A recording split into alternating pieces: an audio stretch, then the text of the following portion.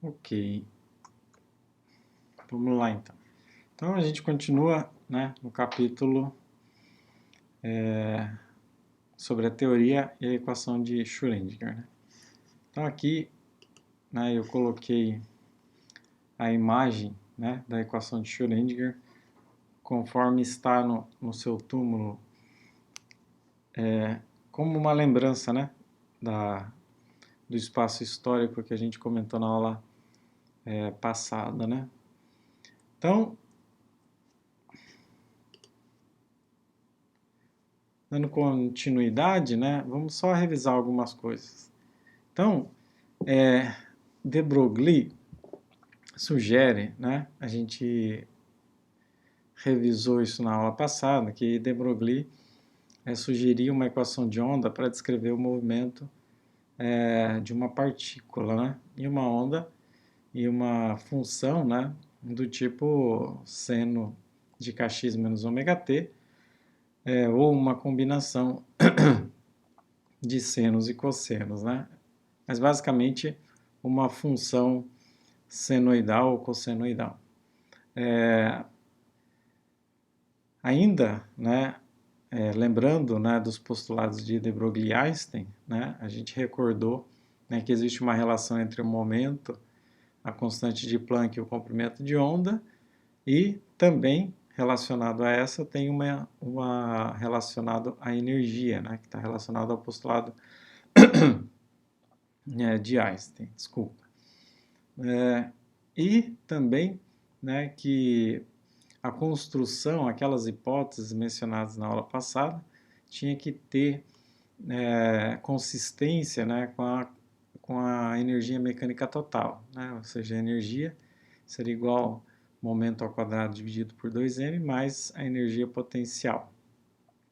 Bom, a partir daquelas hipóteses, né, da linearidade e dessas outras que a gente acabou de mencionar, a gente constrói, né, a equação de Schrödinger na forma que é apresentado abaixo, né? Menos h cortado ao quadrado dividido por 2m, derivada espacial de segunda ordem da psi, mais, né, o potencial vezes a psi, que é igual a IH cortado vezes a variação temporal da função psi, né? Bom, então vamos continuar aqui explorando esta equação. Então, existe uma interpretação, né, chamada de interpretação de Born, Max Born, né, para a função de onda.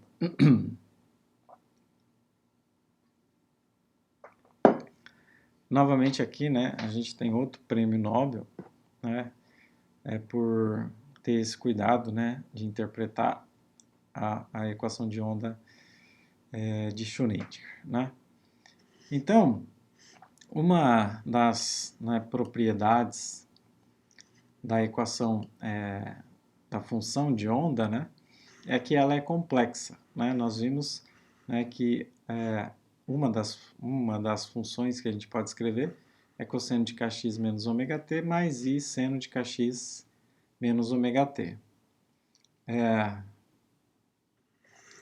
Bom, e essa parte imaginária aparece naturalmente na construção da equação, né, de Schrödinger e, portanto, né, aparece na função de onda. Então, a nossa função de onda ela vai ter uma parte, né, real, mais uma parte imaginária, né? Esta parte real e imaginária não deve ser tão estranha, porque lá, quando a gente calcula a impedância de um circuito em corrente alternada, a gente também, né, tem esta quantidade, né? A gente escreve, por exemplo, de um circuito RLC em série, a gente escreve os elementos circuitais, né? Resolve a regra de Kirchhoff, só que como a corrente, né, a diferença de potencial aplicada é uma corrente alternada, né, então a gente acaba achando, né, o resultado para a impedância, que é uma função que tem uma parte real mais uma parte imaginária. E aí, a interpretação, né, lá na impedância, a gente tem que, né, fazer com cuidado, separar a parte real e a parte imaginária, e cada uma tem uma construção e uma explicação, né, para o caso da impedância. Aqui é a mesma coisa, eu tenho uma função de onda que ela tem uma parte real e uma parte imaginária. Então, portanto, né, a minha função de onda é uma função complexa, né? Que pode ser escrito também dessa forma, né? Psi de x de t, que é igual a uma parte real que depende de x e t, mais i vezes izinho, né? Do número imaginário, vezes izão, que representa a parte imaginária, x de t, né? Então, é a soma de duas funções, né? E uma delas é multiplicada por um número imaginário. Então, portanto, essa função é uma função complexa. Isso não é um defeito, nem uma debilidade da teoria, porque, né, ela foi construída, né, e esse resultado apareceu naturalmente. Sempre que, né, a gente estuda funções harmônicas, né, sempre que houver necessidade de aplicar, por exemplo, uma diferença de potencial que seja alternada com uma função do tipo exponencial de i ômega t, por exemplo, né, então essa solução sempre vai ter uma característica real e imaginária. Lembra que a gente usa, às vezes, a expressão exponencial, né, porque a exponencial pode ser escrita como uma soma de senos e cossenos. Fica bem mais fácil para derivar e integrar, então a gente acaba, né, montando, né, a nossa expressão na forma de uma exponencial, né? Então, isso não é uma coisa muito estranha, né? Era só para frisar, né, que a nossa função de onda, ela também tem uma parte real e imaginária, né? A diferença é que a gente vai olhar, né, para a função de onda diferente de como a gente olha, por exemplo, né, para a função impedância, né? A gente vai usar outras técnicas matemáticas para extrair informações da nossa função, no caso, a nossa função de onda psi, ok? Então a gente vai, né, usar de alguns instrumentos de cálculo para interpretar a nossa função, né? E um desses instrumentos, né, digamos assim, é expressar, né, o comportamento da partícula, ou seja, existe uma função, né, que está relacionada ao comportamento da partícula e a gente pode, digamos assim, introduzir a ideia de densidade de probabilidade, né?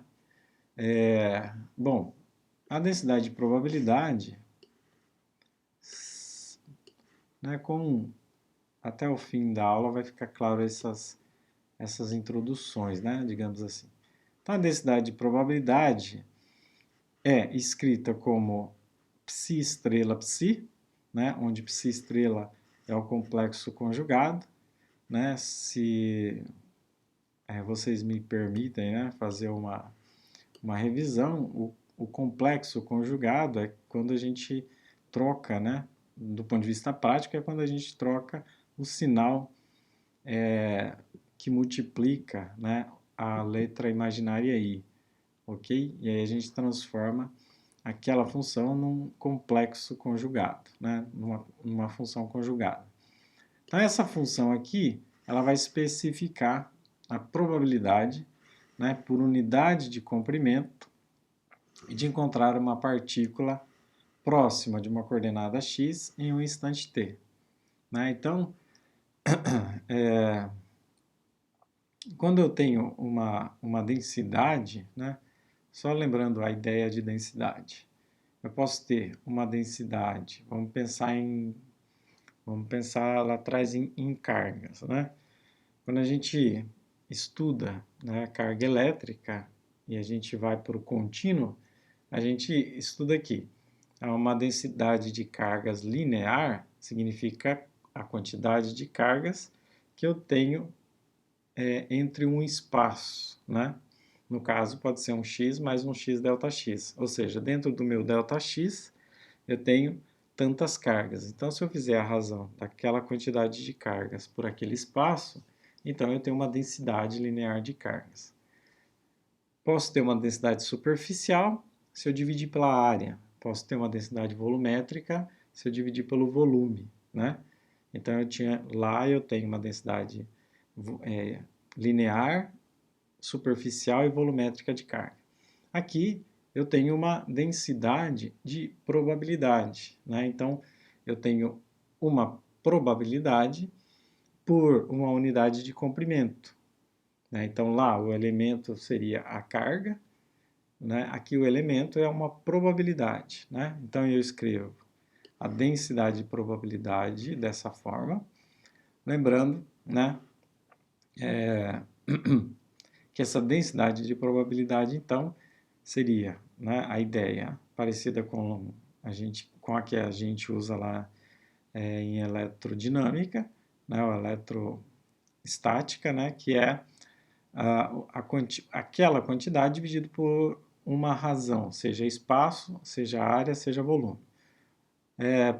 Aqui, né, na maioria dos casos, a gente vai usar a densidade linear, né? Então, aqui seria uma densidade linear, uma densidade de probabilidade linear, ou seja, qual que é a probabilidade de eu achar uma partícula em um determinado x, né? Então, só recapitulando, então essa grandeza, né, especifica a probabilidade por unidade de comprimento, né, de encontrar uma partícula com uma coordenada x em um instante t. Veja que essa função, a densidade de probabilidade, ela tem como variáveis o espaço e o tempo, né? Então, eu tenho que, por exemplo, fixar uma dessas variáveis, vamos pensar no tempo, né? Então, num determinado instante, eu posso, no intervalo, numa região do espaço, ΔX, calcular quantas cargas eu tenho ali, né? Então, para isso, a gente vai usar essa ideia de densidade de probabilidade. E, né, uma outra forma mais, digamos assim, fiel a como Max Born postulou foi o seguinte: se no instante t, né, é feita a medida da localização da partícula associada à função psi de x, então a probabilidade p de x de que essa partícula seja encontrada em uma coordenada entre x e x mais ΔX é igual, né, o produto psi estrela psi dx, ok? Ele escreveu de uma outra forma, no seguinte sentido. Eu pego essa densidade de probabilidade, a densidade, vamos, né, fazer um exemplo aqui, né? Suponha que eu tenho uma quantidade de partículas em 1 centímetro. Então, se eu multiplicar, né, esse 1 centímetro, então eu recupero só a probabilidade, né? Então, a probabilidade P de x dx, né, pode ser escrito como o produto das psis, ok? Para um determinado instante t.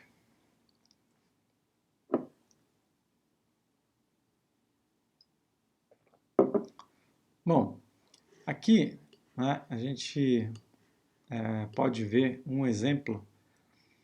Suponha que, né, o nosso x, né, seja aqui e o nosso x mais dx seja aqui. Então, essa distância aqui é dx.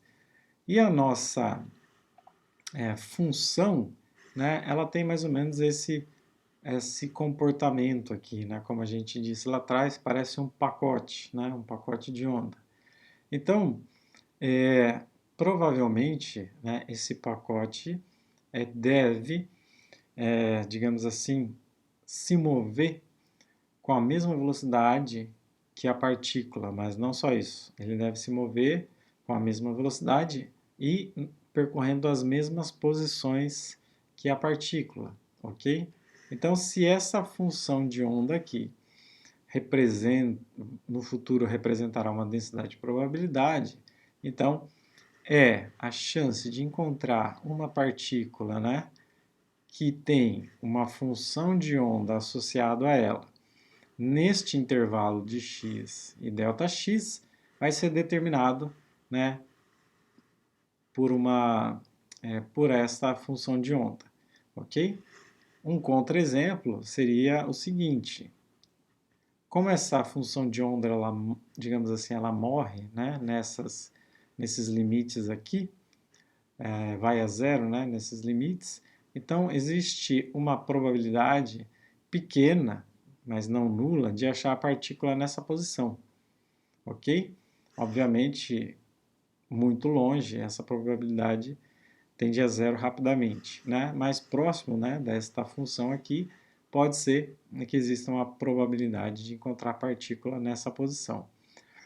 Ou seja, né, eu tenho uma partícula se movendo, relacionado a ela eu tenho uma função de onda, e eu vou fazer alguns cálculos, né, de probabilidade para verificar quais são as chances de eu encontrar essa partícula, né, em uma determinada região do espaço, ok? É mais ou menos isso.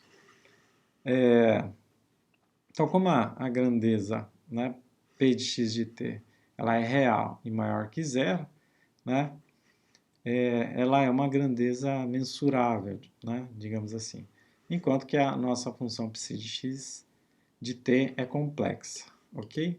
Então, basicamente, né, ocorre a necessidade de aplicar, operar, né, sobre a minha função para extrair alguma informação. Uma dessas operações que a gente faz é calcular a densidade de probabilidade, né? Então, se eu comparar no exemplo anterior, a minha densidade de probabilidade é o produto da função conjugada por ela mesma, né? Então, no final das contas, eu vou ter um resultado positivo, né, que vai me determinar uma densidade de probabilidade. Então, para aquele comportamento anterior, provavelmente eu vou ter uma densidade de probabilidade dessa forma, ok? Né? Então, eu tenho um máximo, né, perto de um zero, que foi determinado como a posição no instante t, né? Então, o produto daquela função, mesmo que complexa por ela mesma, dá um resultado, né, positivo, então me dá uma densidade de probabilidade, né? E a gente, em uma determinada... essa curva, né, vai me determinar a amplitude da probabilidade. Significa o quê? Significa que a chance de encontrar a partícula, né, perto deste zero é bem maior do que a chance de encontrar a partícula nessa posição aqui, ou até aqui. Não é zero, né, porque essa função vai morrer a zero no infinito, mas existe uma probabilidade pequena, inclusive, de encontrar ela em uma região fora, né, desta densidade de probabilidade. Obviamente, a gente tem que calcular isso, né, dar um número para isso, para verificar a sua veracidade, ok? Então, aqui na mecânica quântica, todas as previsões que a gente fizer, elas são previsões estatísticas, né? Não é difícil de se convencer que as previsões são estatísticas, porque basta a gente lembrar, né, do princípio de incerteza, né? Então eu não posso, né, ter uma certeza absoluta da posição e do tempo para um determinado evento atômico, né, digamos assim. Então eu preciso, né, de recorrer a análises estatística com base numa equação que provavelmente descreve a função de onda, ok? Então, resumo, né, a equação de Schrödinger nos leva a uma função de onda que prevê apenas probabilidades relativas dos resultados do conjunto final de medidas, né? Então, os resultados, né, numéricos, né, que a gente encontrar, eles são construídos com base em probabilidades, ok? E essa construção é a única, né, possível, uma vez, né, que a função de onda, né, ela tem essas características, como por exemplo, ser uma função complexa. Além do fato, né, da gente saber que conhecer o princípio de incerteza, ok? Então, além de calcular uma densidade de probabilidade de encontrar uma partícula em uma determinada região, a gente ainda não tem a possibilidade, como na mecânica clássica macroscópica, de, a partir de um conjunto de equações, determinar a posição no instante posterior, né? Então, basicamente, a mecânica clássica macroscópica, você estuda o movimento de uma partícula e, a partir do estudo do movimento dela, você consegue construir um conjunto de equações que vai poder prever todas as posições para todos os tempos que aquela partícula percorreu, ok? Isso já não é possível, né, na mecânica quântica, certo? Um exemplo, né, clássico é o exemplo do oscilador harmônico simples, né? Bom, como sugestão, né, eu peço para refazer o exemplo 5.5 e 5.6, né, que vai, né, obter esses dois resultados aqui. E o que são esses dois resultados? Esses dois resultados é o seguinte: aqui eu tenho a densidade de probabilidade para a função do ponto de vista da mecânica quântica para o problema do oscilador harmônico simples, ok? Então,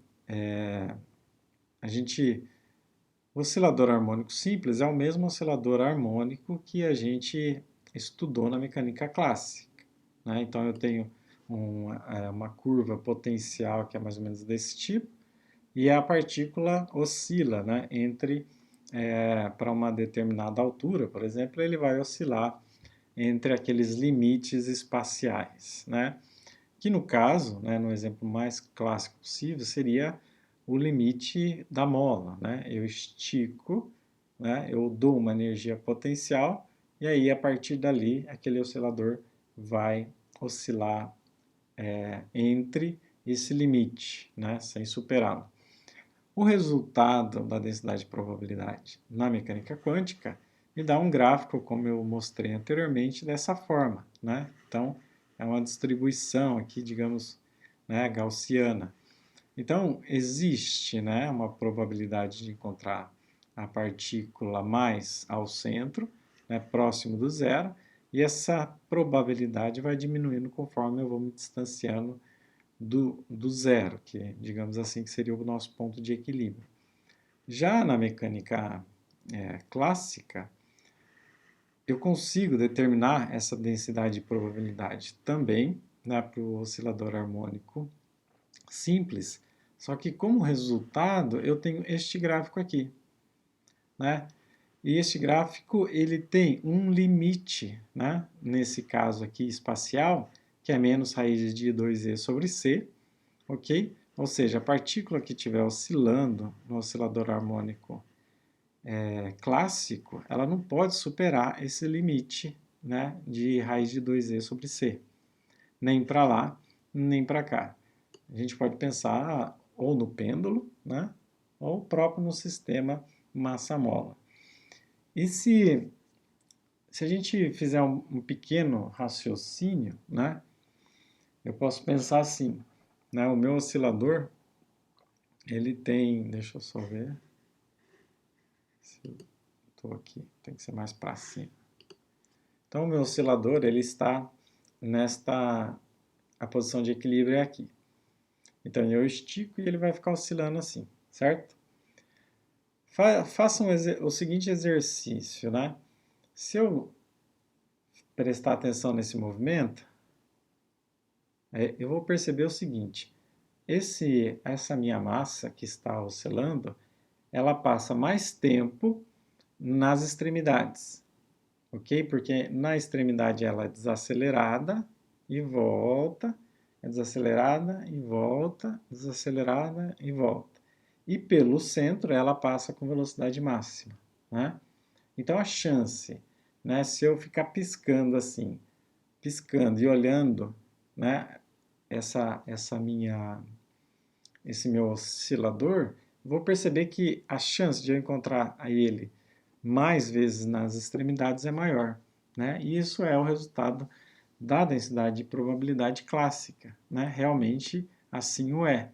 Então, se a gente medir, né, colocar um oscilador e fazer uma medida em intervalos de tempos regulares, a gente vai perceber, né, que a chance de encontrar a partícula nas extremidades é maior do que encontrar ela no centro, ok? Então, ambos os resultados, né, estão corretos, só que isto é uma interpretação clássica e esta é uma interpretação probabilística com base na equação de Schrödinger, ok? Então, acho que deu para sublinhar bem a diferença desses dois conceitos.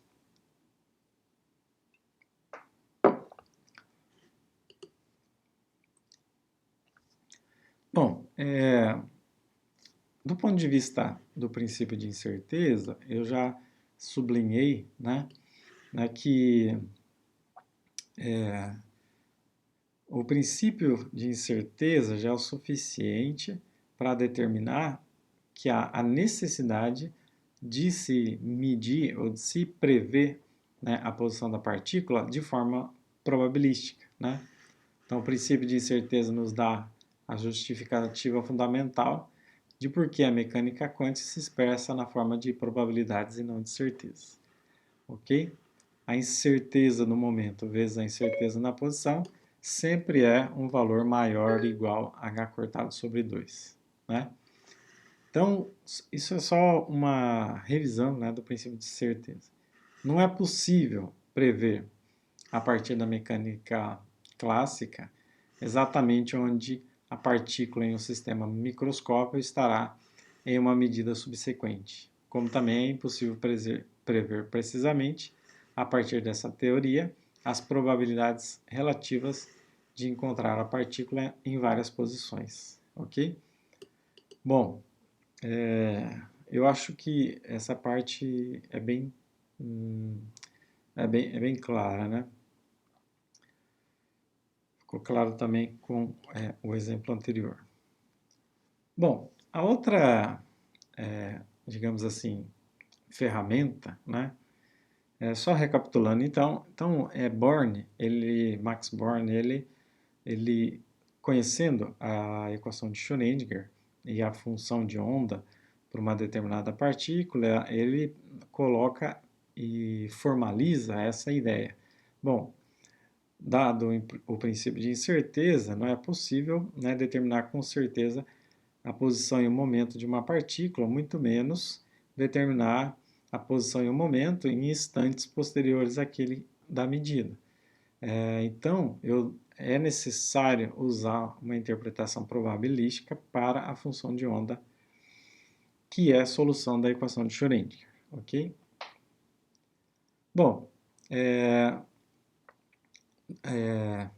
uma outra ferramenta que a gente vai usar, matemática, é a normalização, ok? Toda a probabilidade tem um valor máximo, digamos assim. Então, qual que é a probabilidade de achar tal coisa? A probabilidade é tanto de achar ela em determinada condição. Mas, se eu somar toda a probabilidade, eu tenho que ter um valor máximo, né? Então, a gente diz que o valor máximo da densidade da probabilidade é igual a 1, ok? Então, a probabilidade total, né, de encontrar uma partícula em algum ponto do eixo x é necessariamente igual a 1. Né? Eu fiz um exemplo genérico, ok?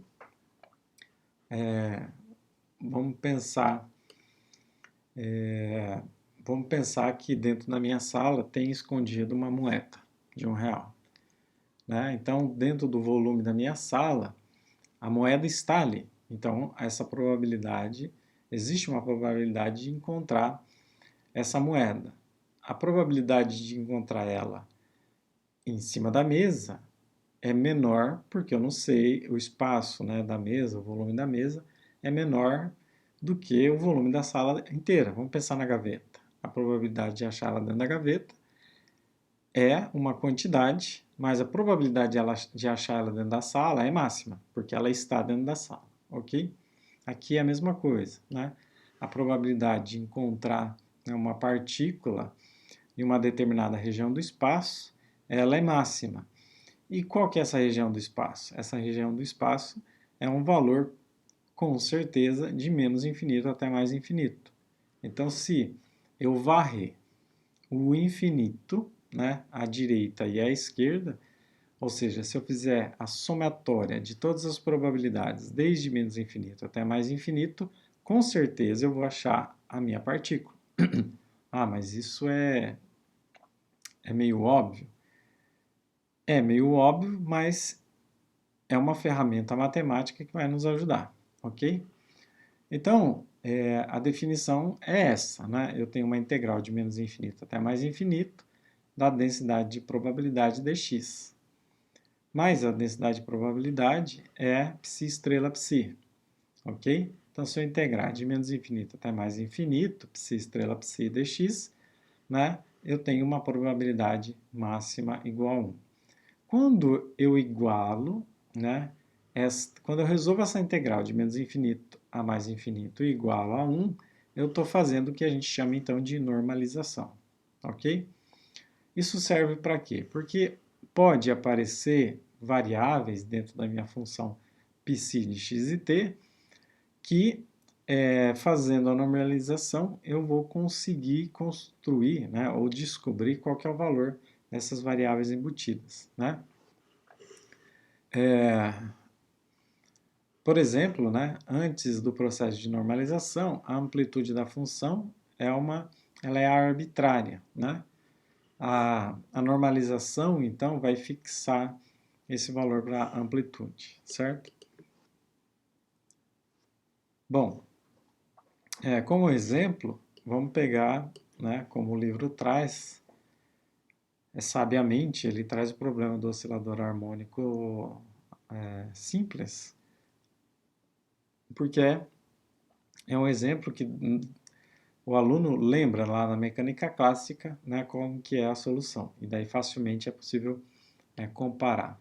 Então, suponha que a função de onda que descreva um oscilador harmônico simples seja do tipo a exponencial de menos raiz de c sobre m dividido por 2h cortado x quadrado, vezes, né, menos i sobre 2 raiz de c sobre mt. Então, tem uma parte espacial e tem uma parte temporal, ok? Que pode ser que tenha um erro aqui, tá? Esse t é fora da raiz. Mas, enfim, é muito importante que vocês façam os exemplos desse capítulo, ok? Que vai ficar tudo muito claro. Né? Então, para simplificar, eu posso escrever a função de onda do tipo a exponencial de menos alfa x quadrado, onde alfa é toda essa quantidade aqui, menos e beta, onde beta, né, é toda essa quantidade aqui. Bom, por que eu simplifico assim? Porque eu preciso aplicar a normalização. A normalização é do ponto de vista espacial. Então, a parte temporal, eu posso escondê-la temporariamente, né? Eu posso escondê-la num determinado passo, né, da conta, para não ficar carregando essa variável. Mas a variável espacial eu tenho que deixar explícita. Assim como eu tenho que deixar explícita onde que está, né, meu número imaginário i. Então, no caso aqui, a psi estrela psi seria a exponencial de menos alfa x quadrado exponencial de mais i beta vezes a exponencial de menos alfa x quadrado exponencial de menos i beta.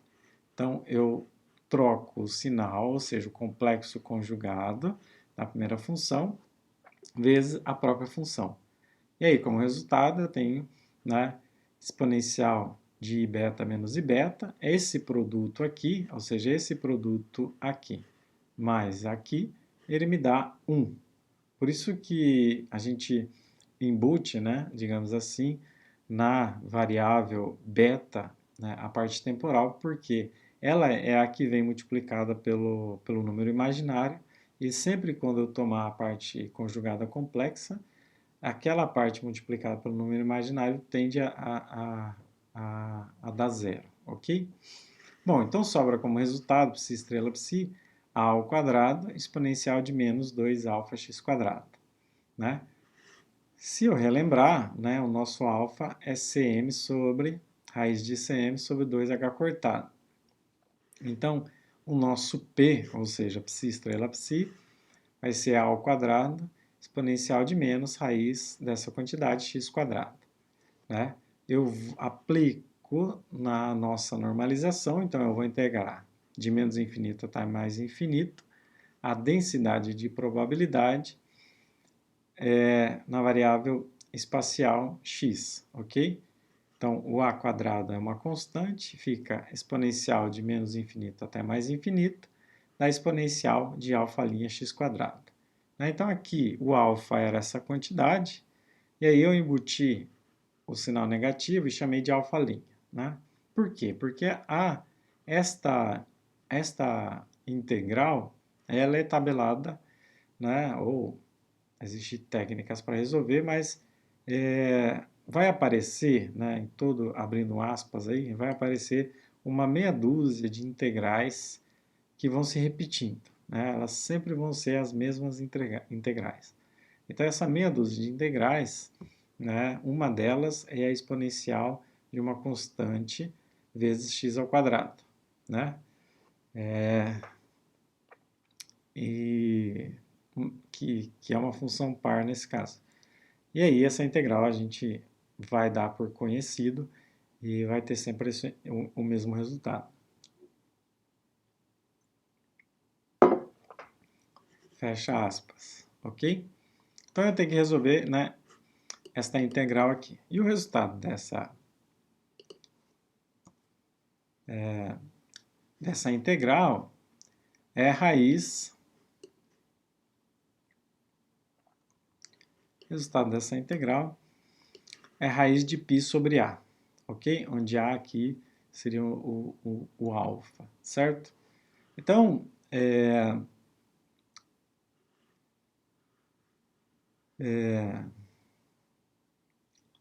a densidade, né, o gráfico da densidade de probabilidade, né, vai ser um gráfico mais ou menos dessa forma. E aí, essa integral eu sei, né, que ela é uma função par, né, uma vez que o valor para um determinado x negativo tem o mesmo valor para a mesma variável, só que positivamente. Explico de outra forma. Se eu pegar a função densidade de probabilidade, ok? Essa função aqui, exponencial de menos ax quadrado, e calcular para menos 10, ok? Então eu vou achar uma certa altura aqui, ok? Suponha que seja 1,5. Se eu calcular para a mesma variável, só que agora mais 10, e achar o mesmo valor, ok? Significa que essa função é par. Quando a função é par, né, o resultado é um resultado do tipo raiz de π sobre a, ok? Ok. Bom, então eu volto o resultado desta...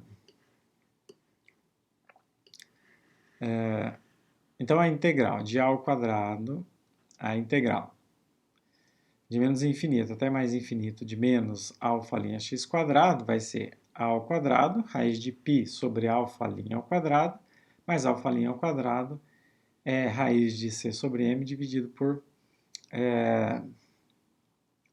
h cortado, né? Tudo isso dentro da raiz. eu posso ainda simplificar, né, toda essa expressão e obter a ao quadrado, πh cortado dentro da raiz e c sobre m dentro de uma raiz à quarta, né, igual a isso a 1. Uma vez que eu igualei a 1 esse resultado, lembra o que a gente fez? Só para recapitular. Eu tenho uma função de onda, psi, ok? Dada por essa equação. O que eu preciso saber? Eu não sei, dada, construída dessa forma, qual que é o valor da amplitude dessa função. Aí o que eu faço? Eu faço a normalização. O que é fazer a normalização? É calcular a densidade, a integral de menos infinito para infinito da densidade de probabilidade. O que é a densidade de probabilidade? É o produto psi estrela psi. Feito isso, né, a gente resolve essa equação e iguala a 1. Então, o fato de igualar a 1 é a normalização. Uma vez feito isso, eu encontro o valor para o meu A. Né? Nesse caso, é a raiz oitava, né, de Cm dividido pela raiz quarta de πh cortado, certo?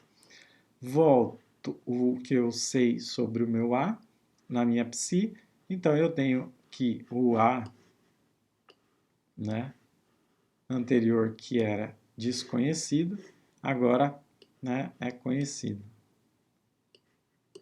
certo? Então eu fiz a normalização. Fazendo a normalização, eu encontro o valor da minha amplitude, né? Então a gente diz que a função psi de x de t, né, esta daqui, ela acaba de ser normalizada, né? Então normalizar significa encontrar o valor da amplitude dessa onda. Em alguns problemas eu tenho a amplitude definida e em outros problemas eu não terei, né? Então ocorre a necessidade de fazer a normalização, certo? Só recapitulando, então a gente parte, né, desta função sem conhecer a amplitude desta onda, faz a normalização e encontra então o valor da amplitude dessa onda, certo? Esse exemplo do oscilador harmônico, ele tem muitas letras, muitas variáveis aqui, mas peço que não se sinta desconfortável, né? É porque a gente vai resolver problemas muito mais simples. Mas é muito bom resolver o problema do oscilador harmônico simples como exemplo, certo?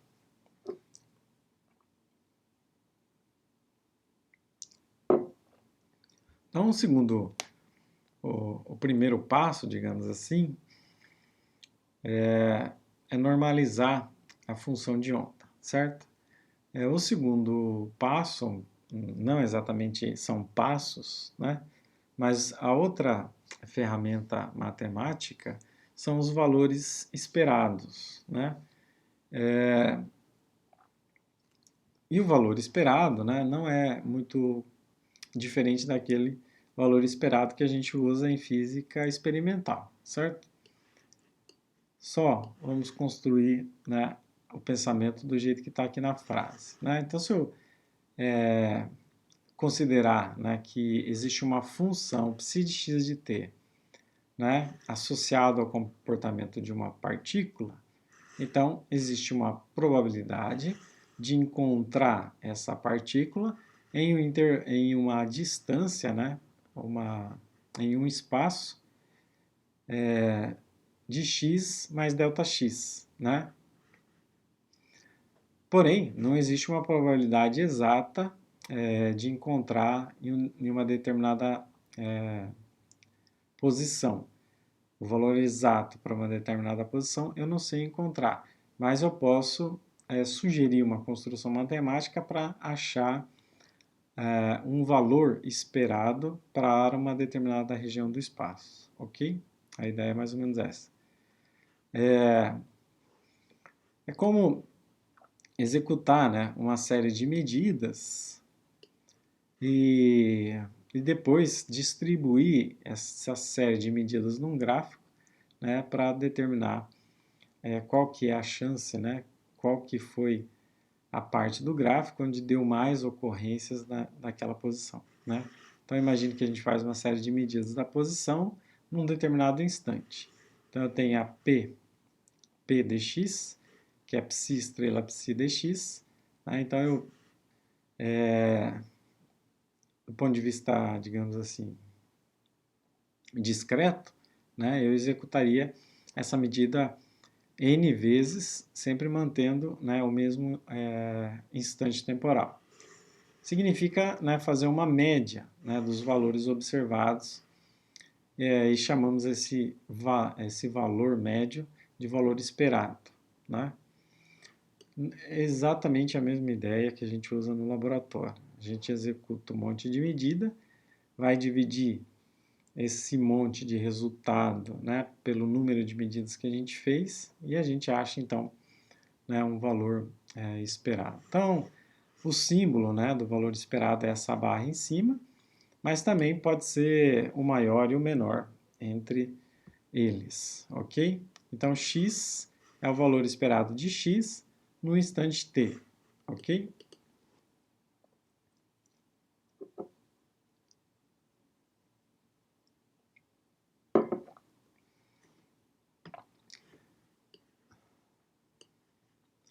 Então é o seguinte, né?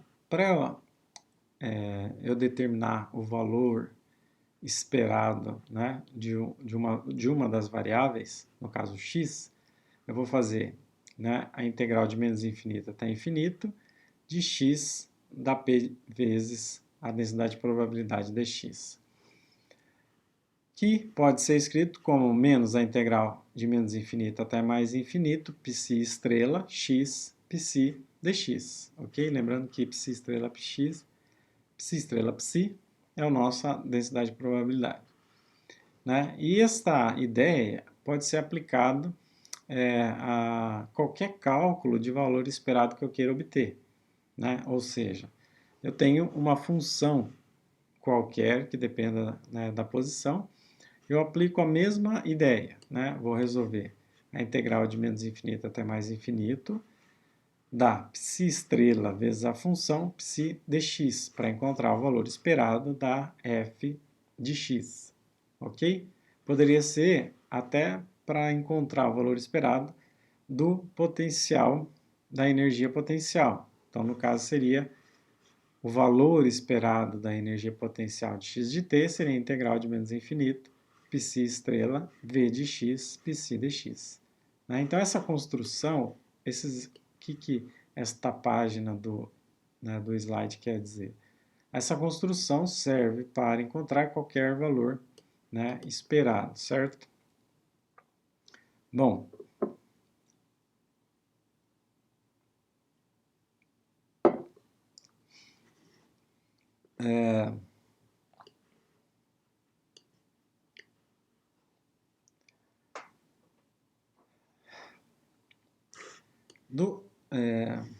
opa, escapou aqui. Né? O momento, né, o princípio de incerteza, né, ele diz, né, que não é possível, né, escrever P como função de x ou vice-versa, x como função de P. Né? Então, eu não consigo definir, né, uma... Opa, desculpa. Pernilongo. Eu não consigo construir dessa forma, dado o princípio de incerteza. Então, no caso do momento, né, a gente escreve basicamente da mesma forma. Né? Então, o valor esperado do momento vai ser a integral de menos infinito até infinito da psi estrela p de x de t, psi dx. Né? No caso da função de onda da partícula livre, lembrando que a função de onda é do tipo cosseno de kx menos ômega t mais i seno de kx menos ômega t, ok? Se eu derivar essa função, ok? Isso daqui talvez seja um pouco subjetivo, né, digamos assim, ou abstrato, né? Falar que física é abstrato, né, é quase que dar banana para macaco, né? Bom, basicamente, se eu derivar espacialmente a nossa psi, eu vou obter menos k seno de kx menos ômega t, mais i kx cosseno de kx menos ômega t. Ok? Se eu separar o i vezes k, então basicamente a primeira derivada espacial nos retorna, né, a própria função multiplicado por i vezes k. Ok? Se k é p sobre h cortado, né, então dψ dx é igual a i p sobre h cortado psi. Eu ainda posso separar e escrever o seguinte: p é igual a menos ih cortado d de dx da psi. Então, o momento vezes a psi, multiplicado pela psi, né, é igual executar a operação menos ih cortado ao quadrado, d de dx sobre a psi. Então, quando uma função aplicada, né,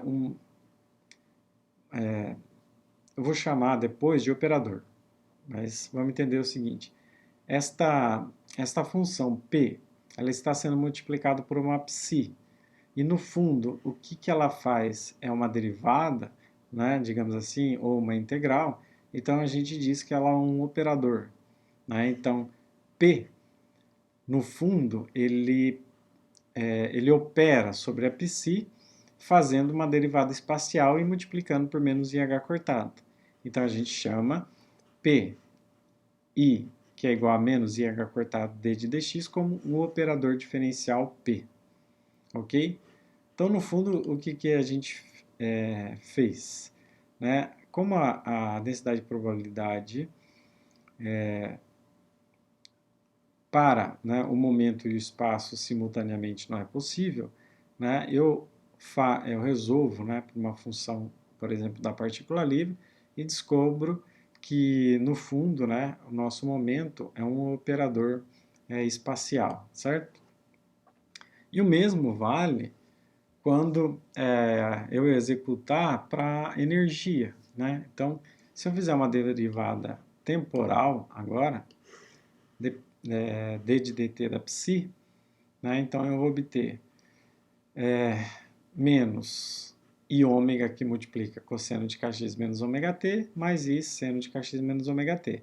Essa quantidade aqui é a própria psi, né? Então, executar, né, a derivada temporal significa multiplicar menos i ômega vezes a psi, ok? Bom, mas a energia, né, é definida como h cortado ômega, certo? De novo, a gente sempre recorre aos postulados de de Broglie e Einstein, certo? Bom, então isso significa que executar, né, uma derivada temporal na psi é equivalente a multiplicá-la por menos i vezes z dividido por h cortado vezes a própria psi, ok? Então significa, né, que e multiplicado vezes a psi também é um operador. Então toda vez que o e aparecer multiplicado por uma psi, no fundo ele está operando da seguinte forma: i h cortado vezes a derivada temporal da psi. Né? Então a gente obtém um outro operador diferencial, que é o operador diferencial energia, certo? Calma, né? Isso vai ficar claro. Bom, então vamos, né, tentar, digamos assim, recuperar, entender um pouco essa ideia. Se a gente pegar a energia total, p quadrado sobre 2m mais v de x de t, que é igual a E, lembra que, né, eu tenho o operador P menos IH cortado vezes a derivada espacial, e o operador E é IH cortado vezes a derivada parcial temporal. Né? Então, se eu usar, né, essa informação que a gente acabou de descobrir, que P é um operador espacial e E é um operador temporal, e voltar na minha equação da energia total, eu vou ter então 1 sobre 2m vezes o operador P ao quadrado. Então é menos IH cortado, a derivada espacial, tudo isso elevado ao quadrado, mais a energia potencial, que é igual a IH cortado d de dt. Certo? Quando eu simplifico, né, isso eu vou ter menos h cortado ao quadrado sobre 2m, a derivada segunda espacial mais v de x, que é igual a IH cortado vezes a derivada temporal. Quando eu multiplicar toda essa quantidade aqui por πc de ambos os lados, então eu recupero a equação de Schrödinger que a gente construiu lá no início. Menos h cortado ao quadrado, está faltando um quadrado aqui, dividido por 2m, a derivada espacial de segunda ordem aplicada sobre a π, mais v de x πc, que é igual a IH cortado d de dt da π. Ok? Então, no fundo, a gente usa a ideia do operador para verificar se a gente retoma, né, a equação de Schrödinger. E essa verificação, então, é provada, certo? Então, o operador P, né, menos IH vezes a derivada parcial espacial, e o operador E, IH cortado, vezes a derivada temporal, né, eles estão relacionados com a equação de Schrödinger, certo? Quando eu volto no valor esperado, né, então, para a gente encontrar o valor esperado de P, então, em vez de escrever a função P como se fosse uma função qualquer, a função momento ela vai sempre operar da seguinte forma, né? Qual que é a construção do valor esperado? É a integral de menos infinito, está faltando um sinal aqui, oh meu Deus. Menos infinito a mais infinito, πc vezes a função, πc dx. No caso, o P é o operador menos IH cortado, d de dx aplicado sobre a segunda derivada, a segunda função, né? A psi, não a psi estrela.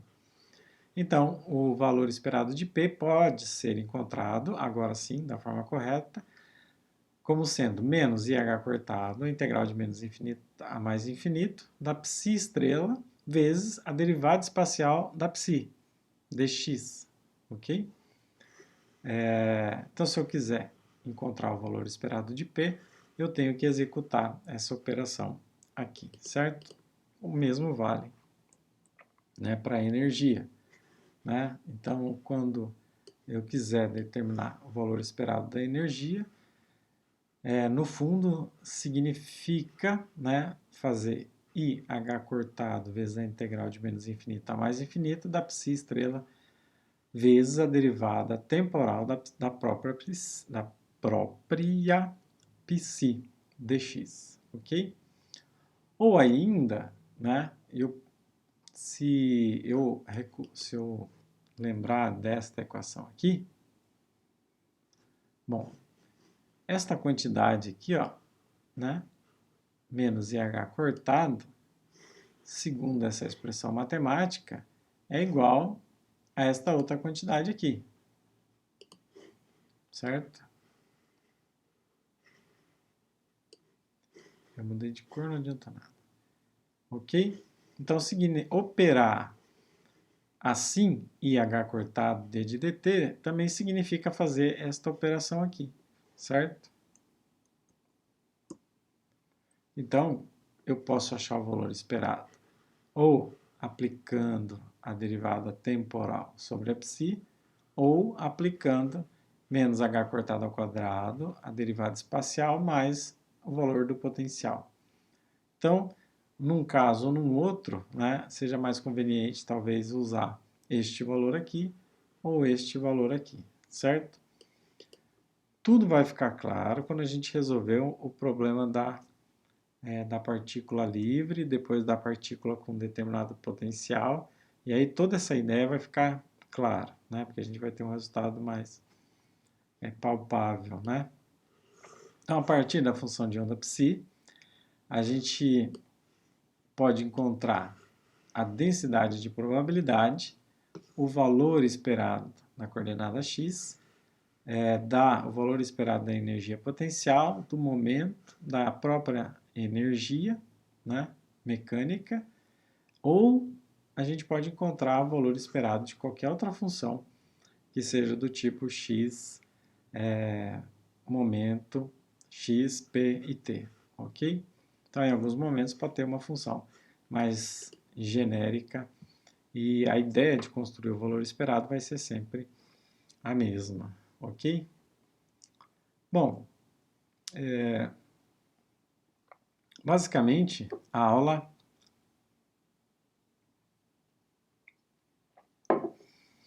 é esta, né? Só para concluir, né? Então agora a gente respira um pouquinho. Para concluir, né, eu sempre gosto de usar esse exemplo aqui, né, para a gente entender essa ideia de valor esperado, certo? Bom, e eu também gosto sempre de usar o mesmo exemplo que eu uso em sala de aula. Como nós não estamos em sala de aula, né, então, mas vocês têm a experiência de estarem em sala de aula, vamos imaginar o seguinte exemplo. Você aí na sua casa pendura um pêndulo, certo? Como que é esse pêndulo? Esse pêndulo vai ser, por exemplo, vai ser uma linha de 1 metro com uma massa de uma moeda, por exemplo. E aí você põe para oscilar o seu pêndulo, né, com uma certa distância pré-definida. Por exemplo, a partir de 30 centímetros do ponto de equilíbrio, certo? Você soltou. Todo mundo, né, vai fazer a mesma coisa, vai fazer seu pêndulo soltar e soltar em tempos aleatórios, né, e o pêndulo vai ficar oscilando. E aí, em um determinado instante, né, eu estalo os dedos e aí todo mundo vai pegar a posição do seu pêndulo, ok? Vamos pensar assim. Então, assim, feito isso muitas vezes, então eu estou fazendo uma medida, né, de algo do ponto de vista estatístico. Mesmo se eu soubesse, né, e a gente sabe a equação que determina o pêndulo, né, suponha que eu não saiba. Então, o que eu faço? Eu construo um monte, né, de medidas para determinar se existe algum comportamento naquele evento, né? É o que acontece, né, abrindo aspas novamente, é o que acontece, né, no caso da pandemia, né, do coronavírus, né? Então a gente tem um monte de dados, né, cada um de uma cidade, e a gente vê que no final das contas, se eu pegar a curva durante um ano, é uma curva bem definida, né, com máximos e mínimos. Então no futuro, né, alguém provavelmente vai determinar a equação, né, que governa essa distribuição, ou até já determinou, né, para estudar eventos futuros, né? Aqui, basicamente, é a mesma coisa. Mas fecha aspas e vamos pensar o seguinte. Suponha que cada aluno fez uma medida de uma quantidade. Essa quantidade chama Q. Então, a gente tem uma medida, duas, três, né? De repente, um aluno mediu o mesmo valor Q1.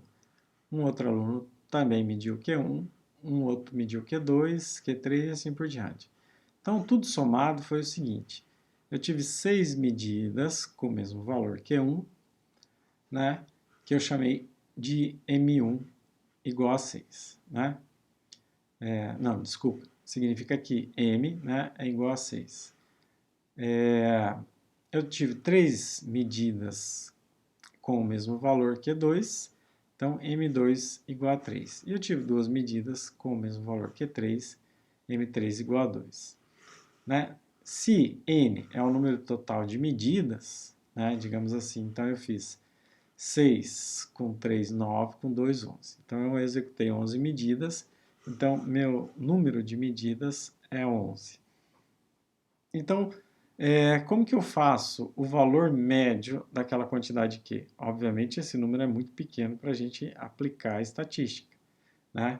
Mas serve de exemplo. Então o valor médio da quantidade Q que eu estou medindo vai ser, né, o número de vezes que ela apareceu, ok? Vezes o valor da medida, mais o número de vezes que a medida 2 apareceu, vezes a própria medida, mais o número de vezes que a medida 3 apareceu, vezes a própria medida. E assim por diante, se houvessem outras. Eu divido tudo isso pelo número de medidas, ok? Então eu tenho que a quantidade, né, eu posso expressar isso de forma mais genérica como sendo a somatória de 1 até m, né, da quantidade de vezes que a entidade, a medida I apareceu, vezes o valor da própria medida dividido pelo número o total de ocorrências, ok? Então, quando eu executo essa somatória e divido por n, eu obtenho o valor médio daquela quantidade que eu estava medindo. Não sei se é claro, mas eu acho que ficou um pouco mais claro. E aí a gente pode pensar o seguinte, né? Se eu pegar m dividido por n, isso significa, essa quantidade m dividido por n, significa a frequência relativa com que a medida Q apareceu. Ok? Suponha que a medida Q1 seja, sei lá, 10. Então, a frequência com que a medida 10 apareceu foi 6 dividido pelo número total de ocorrências, 6 dividido por 11. Então, essa é a frequência relativa, a frequência, digamos assim, com que o valor Q 1 apareceu foram 6 vezes. Se eu dividir esse pelo número de ocorrências totais, então é uma frequência relativa. Então eu posso escrever a mesma coisa que estava escrito no slide anterior, só que assim, a somatória de I1 até M da frequência relativa vezes a quantidade medida, né? Então seria a frequência relativa da iésima medida vezes o valor da iésima medida, né?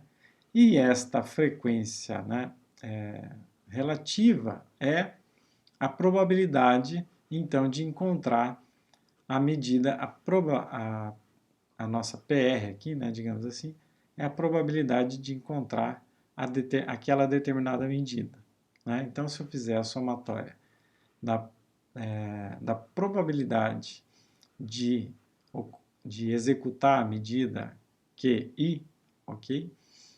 E somar, eu vou ter o valor médio da minha quantidade Q, ok? Eu acho que é uma outra forma de exemplificar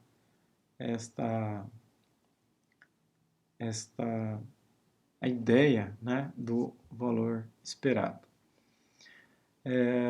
A gente sabe muito bem que quando a gente resolve essa integral por um número muito grande, né, essa somatória pode ser aproximada por uma integral. Acho que eu falei errado. Toda vez que a gente resolve uma somatória por um número infinito de ocorrências, digamos assim, ou um número muito grande, né, ou quando a gente faz o limite do intervalo dessa somatória tender a zero, significa substituir essa quantidade por uma integral, né? E é isso, né? Por hoje é só. Existem mais algumas interpretações ainda para a gente introduzir sobre a equação de Schrödinger e a função de onda, né, e seus valores esperados, e aí a gente começa a exercitar no próximo capítulo a aplicação dessas ideias, tá? Então, tenha um pouco de paciência. Vou parar a gravação.